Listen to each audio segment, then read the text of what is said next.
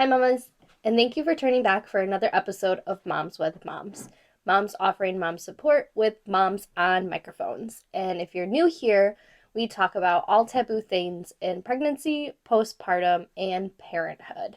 Before we get started, make sure you got something to drink. I actually had a fever 24 hours ago, and it lasted for almost more than 24 hours, and it was hell. So I'm drinking some more tea so that way I don't get sick again. And my headache and my sore throat goes away because this is not fun. If you've been sick as a mom, it freaking sucks. Thank God I have a good support system, and my boyfriend is a phenomenal baby daddy. So all I had to do yesterday was focus on just sleeping and getting better. So let's get into it. Today's episode is going to be different than any of my other episodes that I've done so far. I actually had a mom who wrote in and wanted to share her story, but wanted to remain anonymous. So I'm going to read what she wrote to us and go from there. I don't know how to say this. So I'm going to read what she wrote to us, and again, I'm going to keep her name anonymous. Dear Mamas, September 2nd was my 29th birthday, and also the scariest night of my life. I was 24 weeks pregnant, and that night I decided to get my swollen ankles checked out at the emergency room to rule out a blood clot, as the swelling wasn't going down. I wasn't expecting anything bad to happen, and just thought it would be a quick scan and that I'd go home. Instead, I was admitted for 10 days in the beginning and knew nothing about what was going on, except for my blood pressure being incredibly high, 160/90. This was my first time at the hospital here in Albany, so I felt scared and alone. I was told that I had preeclampsia with severe features, and I had to speak with a NICU doctor to discuss the statistics of my baby surviving if I were to deliver this early. It was the most scary and heart-shattering experience.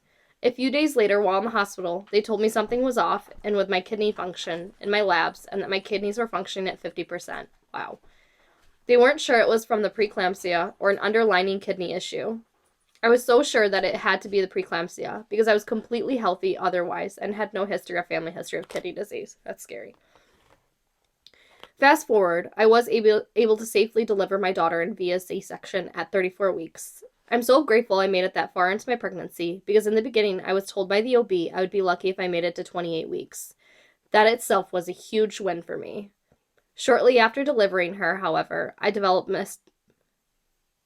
mastitis. Shortly after delivering her, I developed mastitis and the flu. I was so sick and bedridden for about 2 weeks with my daughter still in the NICU. That's horrible. The day they called us to pick her up, my partner and I were both so ill with raging fevers and lethargy. We begged the NICU if they can hold her until we were better in fear of getting her sick. Absolutely, I would do the same thing. However, they said they could not, as they would have to continue charging us, and that would no longer be considered medically necessary under insurance, so they would have to that would be hit with a large bill. Before I go any further, disclaimer, I really honestly hate our medical system and how it works, and this is just a continued example of it. Like, you're a first-time mom, and they're telling you can't stay there with you being that sick. Like, that's just, no. We went with masks and gloves and picked her up, but they handed her us quickly and hardly went over any information with us. We're first-time parents, by the way. There we go. Makes sense. This was also scary, and we felt frazzled. Luckily, our daughter did not end up catching what we had, as we were extremely careful and washed our hands frequently, masked up, etc. Well, of course, I mean, I'm sure that's what the hospital was thinking, like, oh, they're going to be fine, nothing's going to happen, like, we've experienced this before. As first-time parents, you don't want to have them say, like, nope, you can't stay, when you're already crazy and worried. Nabbing a few days after having her home, with no help from family or friends, my family lives out of state, and my partner's family works full-time. I was told I need to go straight to the ER by my doctor because my kidney function and my recent labs were alarming. After you just went home. I went back to the ER all alone, feeling weak, tired, without my child, and terrified from my kidney biopsy. The results of the kidney biopsy showed that I have an autoimmune disease called IgA nephropathy. Okay, so IgA nephropathy. My blood work showed that my kidney function was down to 20% range. IgA nephropathy is an autoimmune disease where basically your own body attacks your kidney's filtration system. They put me on 3 months of chemotherapy with a high dosage of prednisolone to try and slow down the progression and to improve my numbers. Oh my god. I don't know if you guys I literally just got chills reading that. Oh, you're a first-time mom and they're telling you that as soon as your baby arrives. Okay, Bino. So between having your first baby, being sick, and then being told now that you have to do 3 months of chemotherapy, like what? The medications didn't help improve my numbers, but I wasn't getting worse, which was good. However, I'm at a stage now where I'm still on my medications for my kidneys and to control my blood pressure, and at the end of treatment goal for me is to kidney transplant and dialysis. I'm extremely scared of dialysis as I had a bit of traumatic experience with being poked so many times in the hospital and having my arms covered in bruises. My doctors think it would be about a year until I need the transplant, but I've been very grateful and fortunate to be stable at this moment. I just wanted to share my story to raise awareness to the complications that can happen during pregnancy and for mothers out there raising children with a chronic health condition or on chemotherapy and struggling. Giving birth to my beautiful daughter was the best thing that has ever happened to me, but that period of my life was also the most frightening. I still live with the trauma from the experience and tear up every time I drive by the hospital. It felt like my life used to be so normal, and like that, I took being healthy for granted.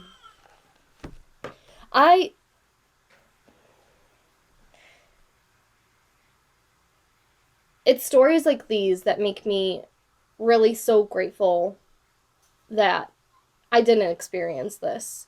And I don't say that to be selfish, but I say that to be like,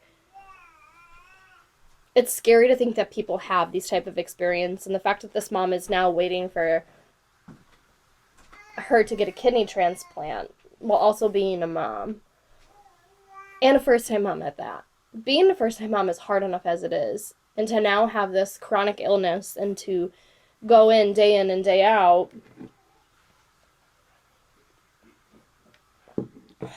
worried that your illness is going to take over and you're not going to be able to take care of your baby, and not having support and only having your partner to lean on. Like, thank goodness she has a partner and she has a support system in that aspect, but I feel for her, and I completely understand of why she wasn't ready to come on here, why she wanted to remain anonymous. I appreciate her. If you're watching this, I appreciate you tremendously for sharing your story and taking the time to type all that up, because I'm sure typing all that up was basically reliving that trauma over again. And being able to open it up and share this with us and let other moms know who are experiencing this or who have experienced this that you're not alone, because you're not. As always, like that's the biggest thing on this podcast and this YouTube channel is an environment for someone who feels like they're not alone. Like, you're not. This girl just went through a whole traumatic experience with labor and then is now having a chronic illness and is a first-time mom. So there are other people out there that are experiencing these things as well. Like, it's not just you. And you're not alone. I can't. I I don't have words for this story. I don't. I think this is probably one of the hardest stories that I've had to share. I've had to be a part of on this channel, cuz like it's scary. It's scary, and it's also sad. It's sad, like hearing the medical experience and the way that they told her that it would be a large bill. Like, I have to be very careful with the way that I say this, because there may be people who watch this at my job, and I was told that I have to be careful with how I talk about political stuff. And I worry that this might be something politically a problem with my job, and there's got to be something done to support people, not just moms and dads, but like people in general with our medical care. I think that our medical care could definitely improve, and that we could have better resources, better financial standing, and um, better guidance. Not even guidance, because I feel like a lot of people know. Um, I don't know. I just think that we're a country who needs to do better in certain areas, and I think that maybe medically is one of the biggest areas that we could kind of help with. And I get, like, you pay for insurance. You pay for insurance, you shop around with insurance, and you look at insurance and all of that. So I guess, yeah, like, sometimes that's really important, but I also think we have to think about how it shouldn't cost so much for certain things. And you shouldn't be penalized, like this girl asking to stay a couple of days so that way she could make sure she didn't get her baby sick. Like, I don't know. There's got to be something done differently with our society of not only like paternity leave, maternity leave, but also like our medical care. We shouldn't be worried and drowning in medical expenses. Like, it's almost like it's a burden to get pregnant. Like, you can't get pregnant because if you get pregnant, you're going to have a hefty bill.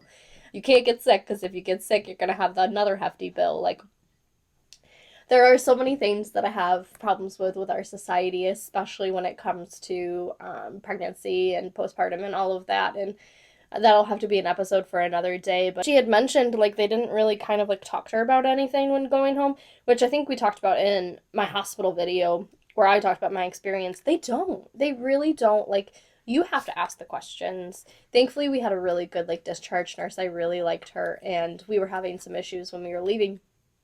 So, like, she kind of talked to us. But if you're a mom who doesn't ask questions, or a dad who doesn't ask questions, like, how do you know you're going home and you're prepared? And you're going home and you're sick. Like, that's really a lot. So, anywho, I know that this episode is significantly shorter than all my other ones, and there's a reason why I chose to read this today. I was saving this for a rainy day, or in this case, a sick day, because I knew that I only had a short period and a short time frame of how long I would be able to feel good and record. I also work overnights now, so my sleep schedule is very wonky. So I apologize if this was a little bit shorter than what you guys are used to, or I'm glad this was shorter if that's what you guys are used to as well. And I also apologize for the delay in having this be done. Thank you. Thank you for sharing your story with us, Mama, and thank you for reliving this trauma to be able to hopefully connect with another mom and let her know that she's not alone, and letting her know that, like, this is scary and it's okay to be scared. I think that's something that's important because we're taught that we have to be resilient as mothers, but, like, this is a time where I say, girl, you be scared. Girl, you be scared as much as you want. Like, that is okay. Jeez. You cry. You cry too. You cry as much as you want. You cry every day. But also, like, be strong. Be strong in a way that you feel like I can do this because I have a child. That child was everything that I've done. You're the reason why I'm strong. So I do have 3 other written stories that have been sent to me that I plan on reading. Again, I try to save these for rainy days when I haven't had time to really think about what I want to record, or like as today is like I'm not feeling that great. These are things that help me to kind of just share someone else's story and let them know that they're also being heard. So if you are someone who wants to share your story as well, if you're camera shy and you don't really know if you want to come on the show and share your story like that way, you can always write in your story. And as I read this person's story, as you know, I didn't share her name. I didn't share anything unless she put it in the story herself. Like, this is actually, it's just literally a Microsoft Word document that she emailed me. So I didn't share anything that wasn't in what she had written to me and what she was willing to disclose.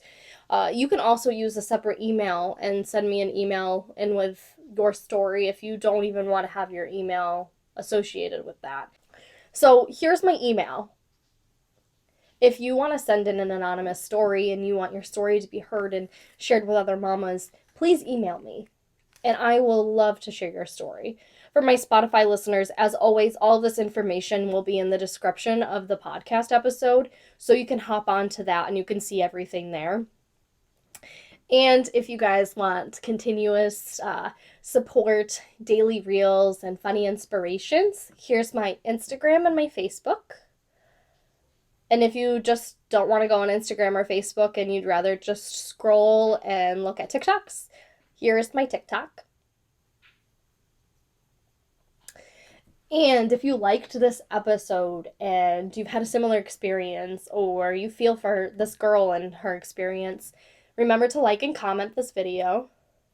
And if you want to continue to get notifications to let you know that a new episode is dropped or that you want to come back and see more, make sure you subscribe because I do drop an episode every Monday. They may be at different times, but I do really make sure that I drop an episode every Monday for you guys because it's moms and it's Mondays. And as always, keep surviving and thriving because as moms, that's what we do, even when we're sick as crap. Oh, wait. Can't forget to cheers.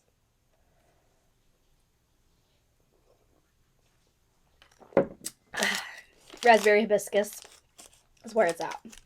Thanks, mamas, for tuning into this episode, and I hope to see you guys again next week. Bye, besties.